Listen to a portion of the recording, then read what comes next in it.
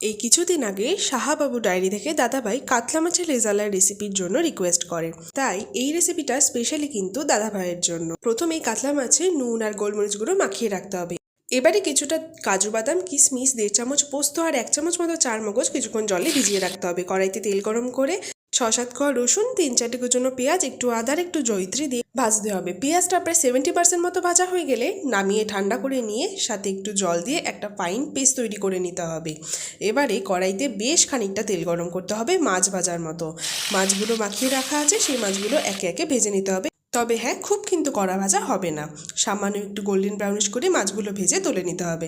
এবারে সেই ভিজিয়ে রাখা কাজু পোস্তর সাথে 2 চামচ মতো দই আর 3-4টে কাঁচা লঙ্কা দিয়ে একটা ফাইন পেস্ট তৈরি করতে হবে। এবারে সেই মাছ ভাজার তেলে গোটা গরম মশলা, শুকনো লঙ্কা, তেজপাতা ফোড়ন দিয়ে পেঁয়াজ আদা বাটাটা দিয়ে দিতে হবে। মিক্সি ধোয়া জল দিয়ে পরিমাণ মতো নুন আর 1 চামচ জিরে গুঁড়ো দিয়ে ভালো মতো মশলা কষাতে হবে। মশলা কষে এরকম তামাটে রং চলে আসলে দিয়ে দিতে হবে সেই কাজু পোস্ত বাটা। স্বাদ ব্যালেন্সের জন্য 1 চামচ মতো চিনি। খুব ভালো মতো মশলা কষে এরমভাবে ঠিক তেলটা বেরিয়ে আসলে দিয়ে দিতে হবে সামান্য জল, যেহেতু এটা মাখা মাখা হবে। কিছুক্ষণ ফুটিয়ে নিয়ে ভেজে রাখা কাতলা মাছগুলো দিয়ে দিতে হবে। ওপর থেকে 2টো কাঁচা লঙ্কাও দেওয়া হলো। মাছটা প্রায় 9 থেকে 10 মিনিট ভালো মতো ফুটিয়ে নিয়ে শেষে নামানোর আগে একটু জয়িত্রী গুঁড়ো আর একটু গুঁড়ো গরম মশলা উপর থেকে ছড়িয়ে দিলেই তৈরি আমাদের কাতলা মাছের রেজালা। সত্যি বলতে গেলে তোমাদের এরকম মিষ্টি মিষ্টি দাবি মেটাতে কিন্তু আমাদের খুবই ভালো লাগে।